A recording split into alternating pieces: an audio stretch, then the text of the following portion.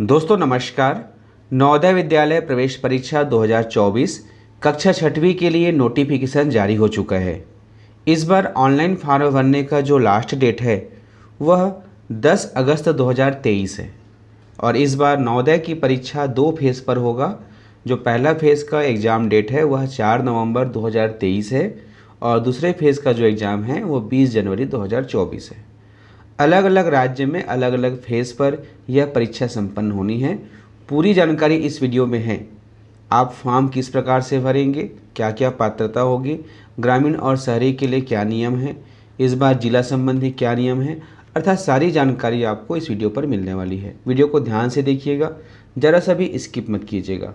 एक विशेष निवेदन है कि आप सभी इस वीडियो को सभी विद्यार्थियों तक, सभी शिक्षकों तक और सभी पालकों तक अवश्य शेयर कीजिए, क्योंकि इससे जो है समय रहते उनको भी इसके बारे में जानकारी प्राप्त हो जाएगी। तो देखिए, नोटिफिकेशन के लिए यह पीडीएफ नवोदय विद्यालय समिति द्वारा जारी किया गया है, जिसमें पूरी जानकारी है। आप चाहे तो इसका स्वयं से अध्ययन कर सकते हैं, लेकिन हम इस वीडियो में जो काफ़ी महत्वपूर्ण बात है इस पीडीएफ में, उसको हमने हाईलाइट किया है। तो जल्दी से इस वीडियो को पहले देख लीजिए, उसके बाद पूरा डिटेल से और पढ़ लीजिएगा, ठीक है। ये जो पीडीएफ जारी हुआ है वो जवाहर नवोदय विद्यालय समिति द्वारा जारी हुआ है सिलेक्शन टेस्ट 2024 के पर्पज़ से। और इस बार फॉर्म भरने का जो लास्ट डेट है वो 10 अगस्त 2023 है। देखिए, क्लियर कर दूं कि बहुत से विद्यार्थियों को लग रहा होगा कि पिछले 2 साल से अप्रैल में परीक्षा होता था। इस बार जो है काफ़ी जल्दी फॉर्म रिलीज कर दिया गया है। ऐसा क्यों? तो देखिए, ये जो है पहले की व्यवस्था रही है। पहले एग्ज़ाम जनवरी फरवरी में ही होता था, लेकिन पिछले 2 वर्ष से जो विषम स्थिति आई, इस कारण से टाइम टेबल जो है अप डाउन हुआ था। अब वापस नवोदय अपने टाइम टेबल पे आ चुका है। फॉर्म अभी रिलीज हुआ और जनवरी में इसका एग्ज़ाम होगा, ठीक है। अब आगे हम बढ़ते हैं कि इसका इंट्रोडक्शन दिया गया है, तो इसको तो यहाँ पढ़ने की आवश्यकता नहीं है। इसमें सामान्य परिचय है कि नवोदय विद्यालय क्या है, उसका उद्देश्य क्या है। जो मेन पॉइंट है उस पर हम चलते हैं। यहाँ से देख लीजिएगा, इसको थोड़ा सा रोक देता हूँ यहाँ पे वीडियो को। आपके राज्य में है ना, भारत के अलग अलग राज्य में कितने नवोदय विद्यालय हैं उसकी सूची यहाँ पर दी गई है। जैसे कि देखेंगे यहाँ पर छत्तीसगढ़ 6वें क्रम पे है ना, तो छत्तीसगढ़ में 27-1 दिया गया है। तो 1 के बाद डबल स्टार दिया गया है ना, तो डबल स्टार का यहाँ पर संकेत दिया गया है कि एडिशनल जेएनवी है ना। यदि वहाँ पे SC ST की संख्या जो है ज़्यादा है तो वहाँ पर एडिशनल जो है दिया गया है। इसके अलावा यहाँ पर स्पेशल जेएनवी में क्या होता है कि बिल्डिंग नहीं है या किसी कारण से पूरा 80 का उपलब्धता नहीं रहता विद्यार्थियों का, तो उसमें कम संख्या में भी वो विद्यार्थियों का एडमिशन लिया जाता है, ठीक है। अब आगे हम बढ़ते हैं उसका डेट के संबंध में कि डेट क्या है। तो पहला देख लीजिए कि जवाहर नवोदय विद्यालय का जो सिलेक्शन टेस्ट इस बार होगा कक्षा छठवीं के लिए, उसका जो परीक्षा इस बार 2 फेज़ में होगा। पहले भी होता था, इस बार फिर से हो रहा है, ठीक है। 2 साल तक ये व्यवस्था थोड़ा सा अस्त व्यस्त हो गया क्योंकि उस समय लॉकडाउन लगा था, तो वापस फिर से परिपाटी में आ गया। अब फिर से 2 फेज़ में होगा। जो पहले फेज़ का जो एग्ज़ाम है वो शनिवार को 4 नवंबर 2023 को सुबह 11:30 बजे होगा। इसको नोट कर लीजिए, किसको, ये डेट को, शनिवार 4 नवंबर 2023 11:30 बजे सुबह, ठीक है। अब ये कहाँ कहाँ होगा? तो ये जो परीक्षा है इतने क्षेत्रों में होगा। इसमें कुछ जो है अपवाद दिया गया है, जैसे एक्सेप्ट जम्मू 1, जम्मू 2, चंबा, उधमपुर। तो ये जो है अगले फेज़ में होगा। कौन सा? नीचे वाले में, ठीक है। तो देखिए, स्पष्ट कर दूं कि किसी भी विद्यार्थी को केवल एक बार परीक्षा दिलाना है ना। ऐसा मत सोचिएगा कि इसमें 2 डेट दिया है तो दोनों परीक्षा दिलाना है। ये फिजिकल व्यवस्था है, अलग अलग राज्यों की व्यवस्था के अनुसार से इनको 2 पालियों में बांटा गया है। इतने में जो है इस डेट में होगा और इतने जो राज्य का नाम दिया गया है, जिसमें हमारा छत्तीसगढ़ भी शामिल है, ठीक है। इसमें देखेंगे कि यह जो एग्ज़ाम है 20 जनवरी 2024 को सुबह 11:30 बजे होगा।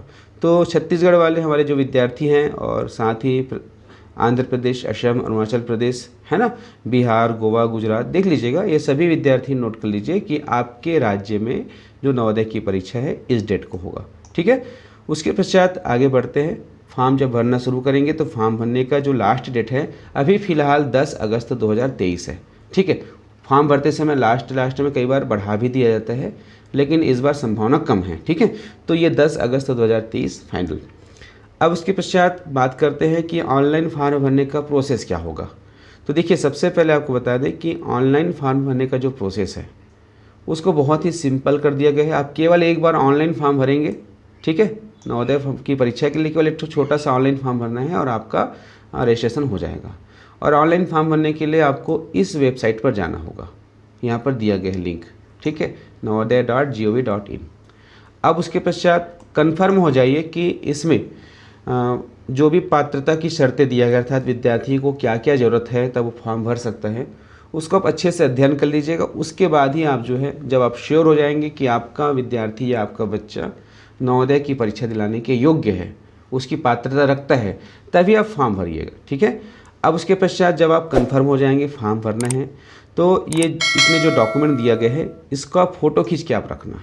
जैसे पहला कौन सा है, देखिए, certificate verified by the head master mentioning the details of candidates in the prescribed format, अर्थात निर्धारित प्रारूप में। निर्धारित प्रारूप कौन सा है, ये वाला। इस प्रारूप में जितने भी जानकारी पूछा गया है, इसको पहले विद्यार्थी और उनके पालक द्वारा भरना है। यहाँ पर विद्यार्थी का फ़ोटो होगा, बाकी सारी डिटेल, इसको कैसे भरा जाता है एक वीडियो और बनाऊंगा, उसको देख लीजिएगा, ठीक है, इसको देख लीजिएगा। अभी मैं थोड़ा सा इसमें बता रहा हूँ कि इस फॉर्मेट में सबसे पहले आपको अपनी जानकारी भरना है और इस जानकारी को प्रमाणित करवाना है। प्रमाणित कौन करेंगे, आपके स्कूल का हेड मास्टर। अब हेड मास्टर कौन से स्कूल का, विद्यार्थी जिस स्कूल में कक्षा 5वीं पढ़ रहा है उसी स्कूल का हेड मास्टर इसको सत्यापित करेगा, कहीं और नहीं करवाना है, ठीक है। तो इसको भर करके इसको फ़ोटो खींचना, ठीक है। तो एक डॉक्यूमेंट तैयार हो गया। उसके बाद विद्यार्थी का पासपोर्ट साइज का फ़ोटो, ठीक है। उसके बाद विद्यार्थी के पेरेंट्स का सिग्नेचर, एक कागज़ में सिग्नेचर करके उसका फ़ोटो खींच के रखना, और इसी के साथ साथ विद्यार्थी का ये सिग्नेचर चाहिए, ठीक है। ये 4 होने के साथ साथ आधार कार्ड चाहिए। आधार कार्ड का डिटेल किसका, विद्यार्थी का। मान लिया आधार कार्ड नहीं है ना, तो सक्षम अधिकारी द्वारा, सक्षम सरकारी अधिकारी द्वारा जारी निवासी प्रमाण पत्र सबमिट करना पड़ेगा। क्लियर है, ये इतने सारे निवासी प्रमाण पत्र किसका, पेरेंट्स का। क्लियर है यहाँ तक। अब हम आगे बढ़ते हैं। उसके पश्चात कुछ ज़रूरी जानकारी, जैसे आपका स्टेट, जिला, ब्लॉक, आधार नंबर आदि को भी अपने साथ रखना है। इतनी सारी जानकारी रख करके आप जो है इस सर्टिफिकेट को सबसे पहले भरेंगे, फिर इसके माध्यम से आप ऑनलाइन जानकारी फिलअप करेंगे। क्लियर है। अब आगे देखते हैं कि यहाँ पर दिया गया है कि the eligible candidates have to fill up the online form and upload the verified certificate with the photographs along with signature of both candidates and his her parents, ठीक है। इसका अर्थ ये है कि जो योग्य विद्यार्थी है ना, जो योग्य अभ्यर्थी है, उसको ऑनलाइन फॉर्म भरना होगा और फॉर्म भरने के लिए एक सर्टिफिकेट, इसी के बारे में बात किया जा रहा है, इसका फ़ोटो खींचकर अपलोड करना होगा। इसमें सारी जानकारी सही तरीके से भरना है और इसके साथ ही साथ खुद दस्तखत करना है, विद्यार्थी को उनके पेरेंट्स का दस्तखत कराना है और उसके पश्चात अपने स्कूल के हेडमास्टर से इसको प्रमाणित करवाना है, सील लगवाना है, ठीक है। इतना करने के पश्चात उसका फ़ोटो खींचना है और फ़ोटो खींचने के पश्चात उसका साइज़ क्या रहेगा, 10 से 100 KB के बीच, ठीक है। उसका फॉर्मेट JPG फॉर्मेट में रहेगा। ये जानकारी आपको साथ रखनी है।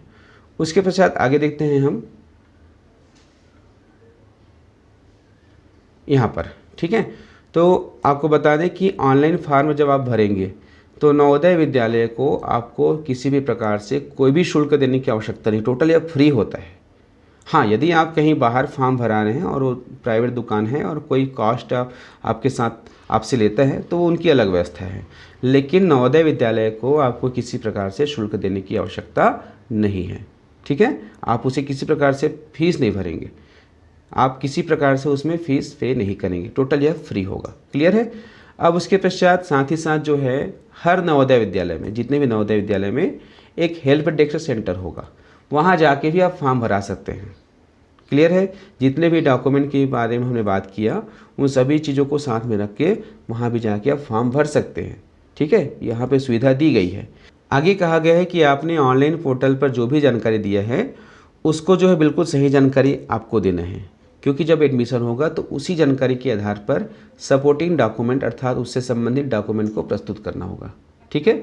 तो आपको बिल्कुल सही जानकारी को उसे पेश करना है।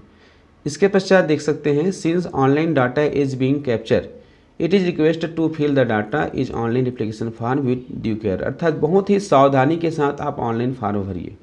मान लीजिए ऐसा होता है कि आपने जो ऑनलाइन फॉर्म भरा है उसकी जानकारी और इस सर्टिफिकेट में जो जानकारी आपने दिया है ऑफलाइन, ठीक है, इसमें अगर किसी प्रकार से अंतर पाया जाता है दोनों प्रकार में, है ना, एक ऑनलाइन होता है एक ऑफलाइन होता है, क्योंकि जब आप ऑफलाइन जमा करेंगे चयन के बाद तो इसको लेके जाना पड़ेगा, ठीक है, इसको भी संभाल के रखना पड़ेगा। तो अगर ज़रा सा भी उसमें चूक होता है, अंतर होता है, तो केवल ऑनलाइन फॉर्म भरे गए जानकारी को ही सही माना जाएगा और उसी के आधार पर आगे के प्रोसेस किया जाएगा। क्लियर है? तो ऑनलाइन को बहुत ही सावधानी से आपको भरना है। क्लियर है? इसके साथ ही साथ कुछ निश्चित क्षेत्र में करेक्शन विंडो भी ओपन होगा। देखिए, करेक्शन विंडो अर्थात फॉर्म भरने के पश्चात कई बार गलती हो जाती है तो उसको सुधारने के लिए भी 2 दिन का समय दिया जाता है, लेकिन सुधारने के लिए सभी चीज़ों को ओपन नहीं किया जाता। जैसे कि इसमें सब नाम, पिता का नाम सब दिया गया है, सभी को सुधारने का मौका नहीं मिलता। कुछ सिलेक्टेड फील्ड में जैसे डेट ऑफ बर्थ हो गया या जेंडर हो गया या उसका लैंग्वेज हो गया, ठीक है, या अर्बन या रूरल का जो क्राइटेरिया है उसको सुधारने के लिए उसमें अवसर मिलता है। क्लियर है? डेट ऑफ बर्थ का भी नहीं मिलता, ठीक है, मैंने डेट ऑफ बर्थ जरूर कह दिया, लेकिन मेन होता है जेंडर का, उसके पश्चात रूरल या अर्बन का और लैंग्वेज का, ठीक है, किस लैंग्वेज में आप एग्ज़ाम दिला रहे हैं, इसको सुधार सकते हैं। और एक्स्ट्रा ओपन कर दिया जाए तो अलग बात है, बाकी इतना अभी तक ओपन होता था। क्लियर है? अब इसके पश्चात आगे हम बात करते हैं। ये तो प्रोसीजर था, फॉर्म भरेंगे, फॉर्म भरने के पश्चात यदि कोई गलती हो जाता है तो सुधारने का भी तरीका बताया गया, लेकिन सुधार बहुत ही निश्चित क्षेत्र में होगा। क्लियर है? तो फॉर्म को बहुत सावधानी से भरना, कोई हड़बड़ी मत करना, आराम से फॉर्म भरना। अब उसके पश्चात एडमिट कार्ड कब आएगा? तो देखिए, एडमिट कार्ड के लिए जैसे ही फॉर्म भरते हैं, परीक्षा नज़दीक आती है, बहुत से विद्यार्थी बार बार पूछते जाते हैं, इसलिए आपको क्लियर बता दें कि एडमिट कार्ड जो है एग्ज़ाम के लगभग 15 से 20 दिन पहले आता है, तो उसकी चिंता भी आप मत कीजिएगा। अब रिजल्ट कब डिक्लेयर होगा? इस बार जो फॉर्म भराया जा रहा है इसका रिजल्ट जो है अगले वर्ष मार्च अप्रैल 2024 में हो जाएगा। क्लियर है? अब रिजल्ट कहाँ से मिलेगा? इसका जो ऑफिशियल वेबसाइट है उसके माध्यम से मिलेंगे, यहाँ पे और जहाँ पे सिस्टम दिए गए हैं वहाँ से ले सकते हैं। इसके अलावा आप हमारे चैनल उज्ज्वल लक्ष्य यूट्यूब चैनल के माध्यम से भी इस रिजल्ट को प्राप्त कर सकते हैं। जब डिक्लेयर होगा तो हम आपको यहाँ से ओपन करने का भी तरीका बताएंगे। क्लियर है? आगे हम बात करते हैं कि जो प्रोविजनल सिलेक्शन एडमिशन, अस्थायी सिलेक्शन, तो इसमें बहुत सारे इसमें नियम हैं, ठीक है। इससे बताया जाए कि आप जो है फॉर्म भरते हैं, परीक्षा दिलाते हैं, परीक्षा में पास हो जाते हैं, इसका मतलब ये नहीं है कि आपका सिलेक्शन हो गया।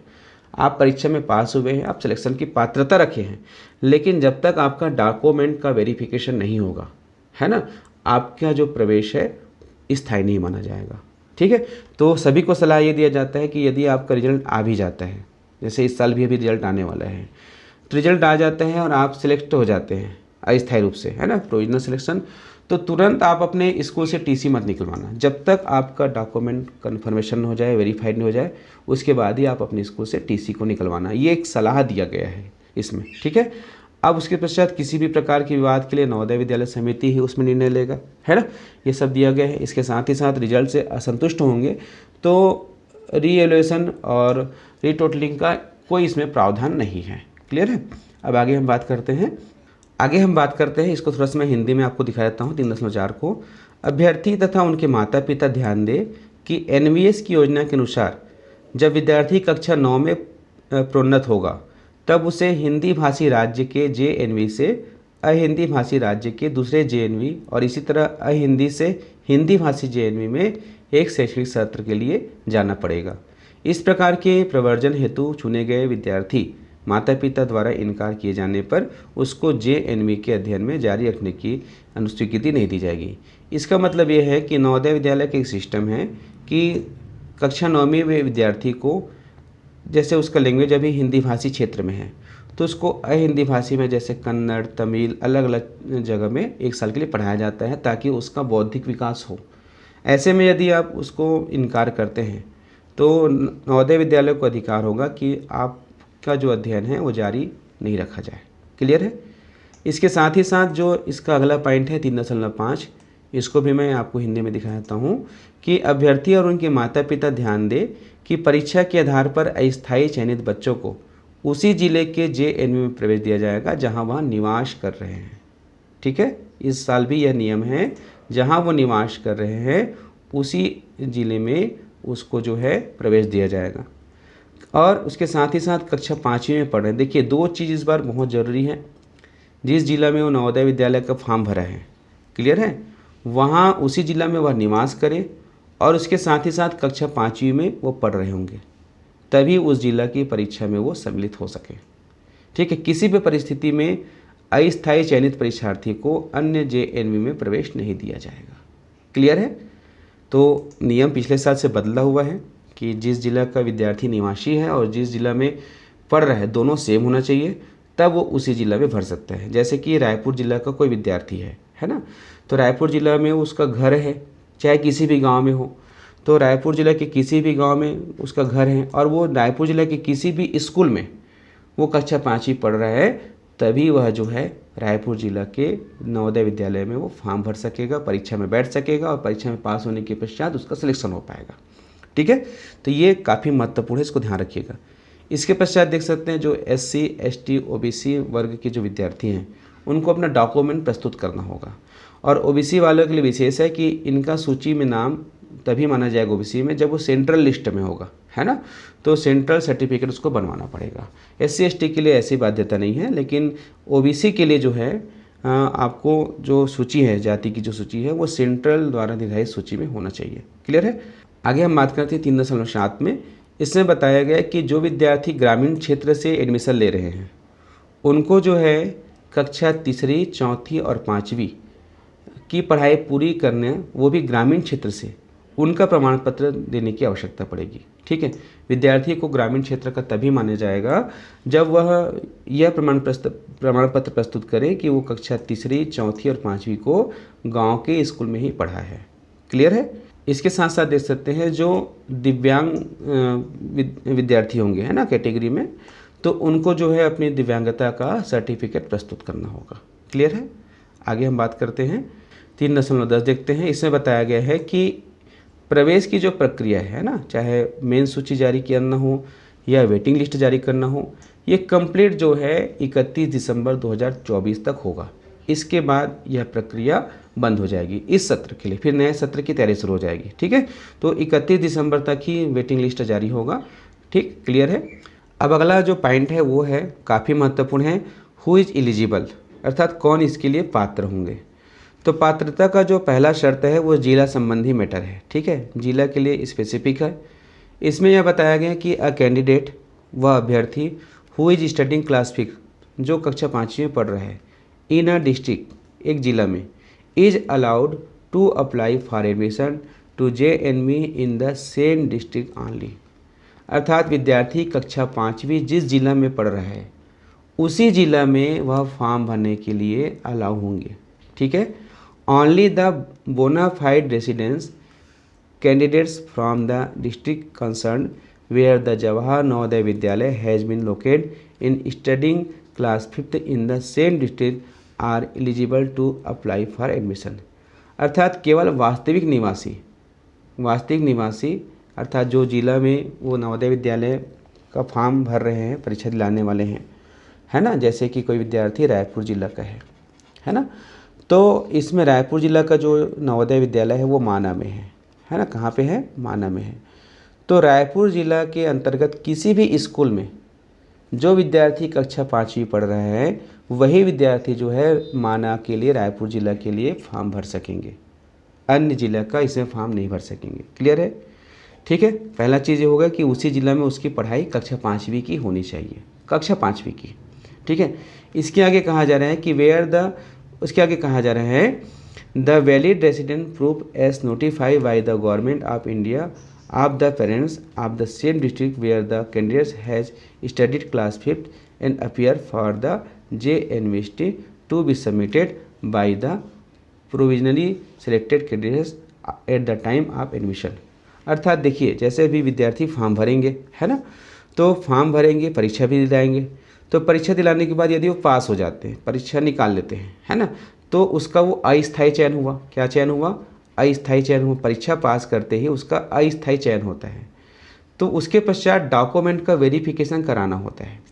तो जब डॉक्यूमेंट के वेरिफिकेशन ले जाएंगे तो उस विद्यार्थी के माता पिता का, किसका? माता पिता का एक जो है निवासी प्रमाण पत्र भी उसमें प्रस्तुत करना पड़ेगा, जिसमें उस जिला का उल्लेख होगा जहाँ पर वो नवोदय विद्यालय के लिए फॉर्म भरे हैं। अर्थात उनका मूल निवासी भी उसी जिला का होना चाहिए। क्लियर है? बहुत स्पेशल जानकारी है, ध्यान से सुनिए, फिर से बता देता हूँ कि पहला शर्त तो ये है कि विद्यार्थी उसी जिला में पढ़ाई कर रहे हों जिस जिला के लिए वो नवोदय फॉर्म भर रहे हैं। ठीक है, वहाँ फॉर्म भी भर देंगे, परीक्षा भी दिला लेंगे और पास भी हो जाएंगे। अब पास होने के पश्चात जब उनको डॉक्यूमेंट वेरिफिकेशन की बारी आएगी तो अन्य डॉक्यूमेंट के साथ साथ मूल निवासी प्रमाण पत्र भी प्रस्तुत करना होगा। किसका? माता पिता का। और उसमें उसी जिला का उल्लेख होगा जिस जिला के लिए वो फॉर्म भरा है। ठीक, ये तो होगा कंडीशन। अब स्पेशल कंडीशन जो होता है जिला विभाजन के लिए, कई जगह जिला का विभाजन हुआ है, जैसे हमारे छत्तीसगढ़ में नए नए जिलों का उदय हुआ है। ठीक है, नए जिले का निर्माण हुआ है, तो वहाँ किस प्रकार से कंडीशन बनती है। जैसे कि देखिए, जैसे रायपुर जो है जिला है और जिला का जो एरिया है इतना बड़ा है, यहाँ पहले से JNV विद्यालय है। क्लियर है? अब यहाँ पर फॉर्म भरा गया या JNV विद्यालय संचालित है ना, तो JNV संचालित की स्थिति में यहाँ पर रायपुर ज़िले का क्या हो गया? विभाजन हो गया, नए 2 जिले का उदय हो गया। एक रायपुर हो गया, ठीक है, रायपुर हुआ, और दूसरा कुछ और हुआ, मान लीजिए हम ABC कर दिए। अब यहाँ पर ये जो नवोदय विद्यालय का जो सीमांकन है वो इस ज़िला में आ गया है, रायपुर ज़िला में। क्लियर है?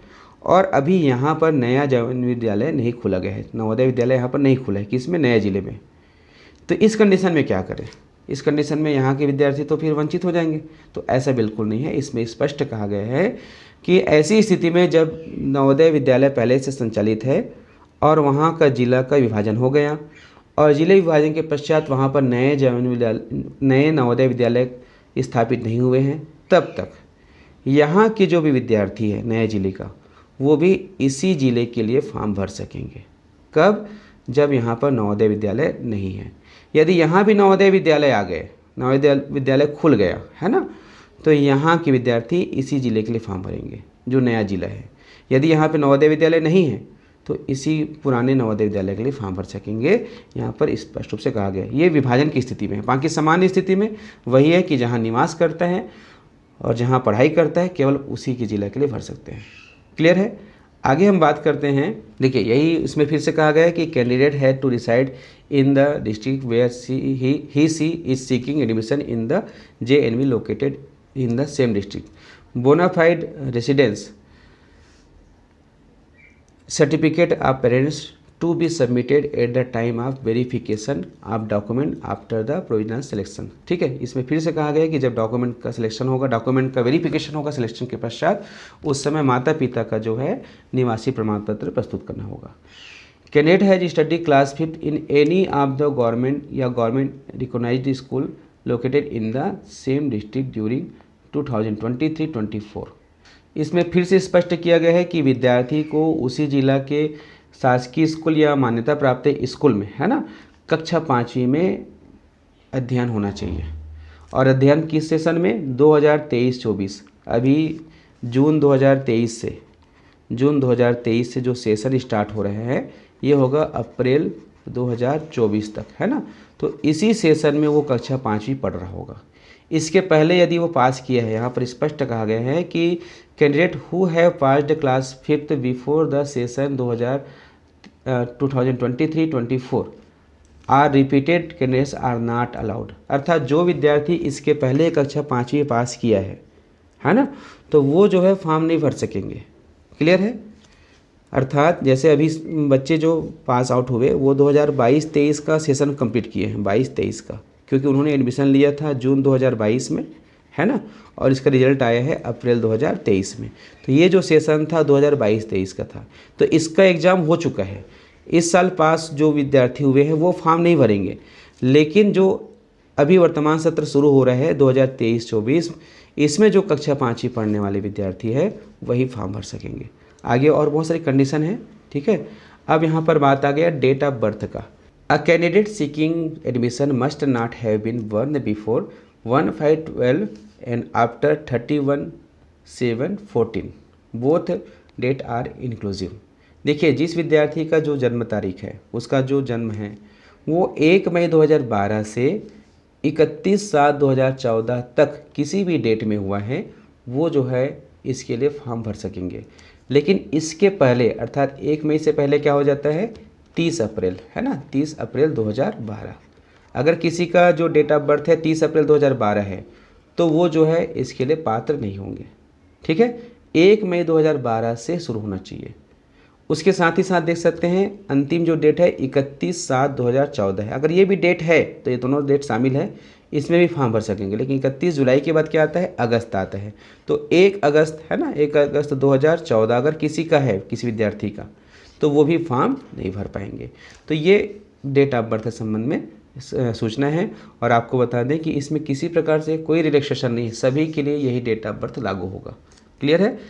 अब आगे हम देखते हैं कि इसमें और बात कहा गया है कि मान लीजिए नवोदय विद्यालय को डाउट होता है कि इन्होंने किसी प्रकार से कुछ गलत जानकारी दिया है, तो वह जो है मेडिकल उसका जांच कराएगा किसी विद्यार्थी का, और मेडिकल बोर्ड के द्वारा जो प्रमाणित होगा उसी को फाइनल माना जाएगा।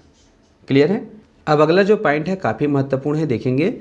इससे बताया गया है कि सत्र 2023-24 में, है ना, पूरे सत्र भर वह विद्यार्थी कक्षा 5वीं में पढ़ाई किया हो, चाहे सरकारी स्कूल में हो या सरकारी मान्यता प्राप्त स्कूल में हो। ठीक है।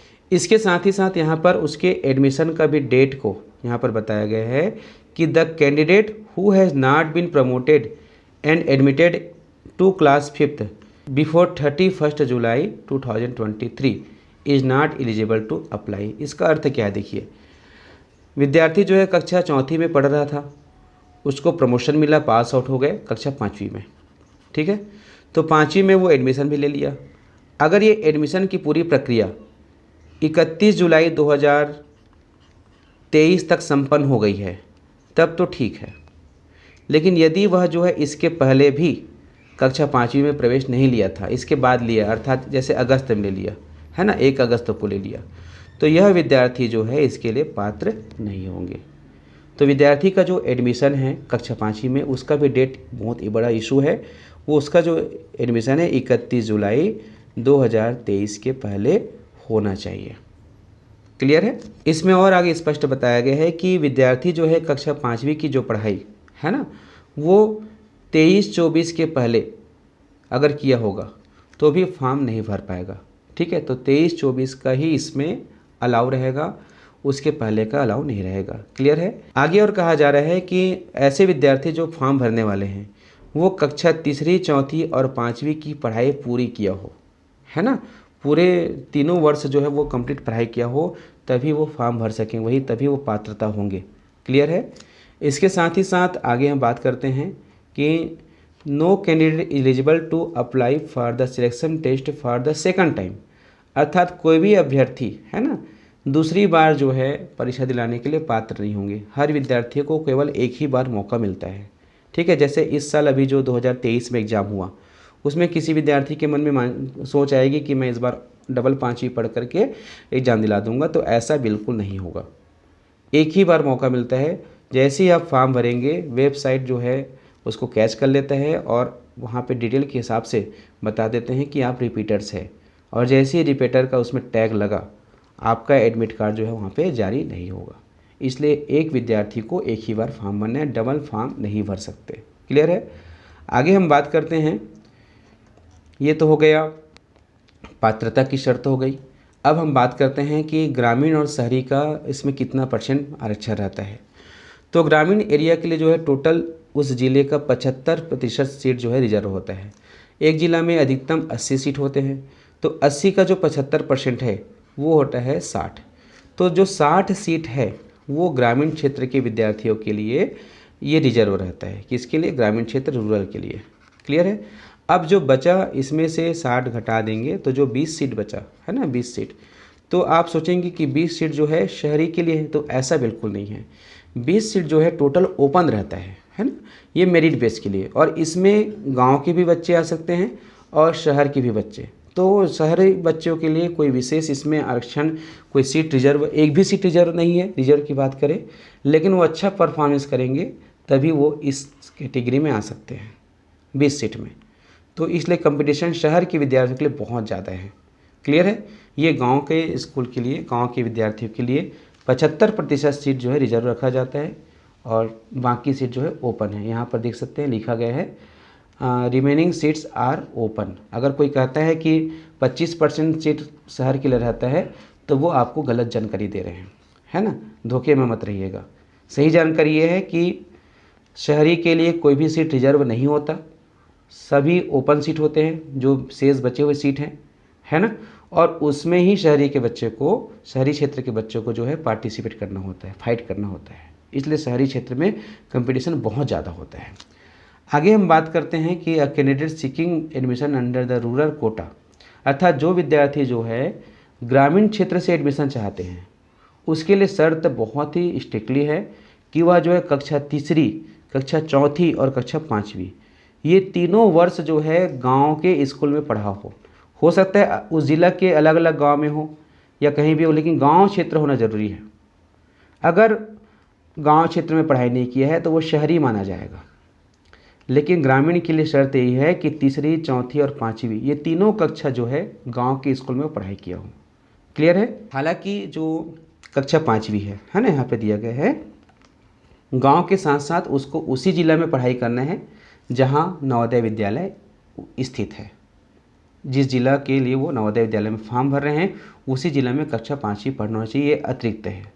गांव के लिए तीनों कक्षा गांव के स्कूल में हो, और इस साल के नियम के लिए गांव के साथ साथ कक्षा पाँचवीं भी उसी जिला में हो जहां वो नवोदय के लिए फॉर्म भर रहे हैं। क्लियर है।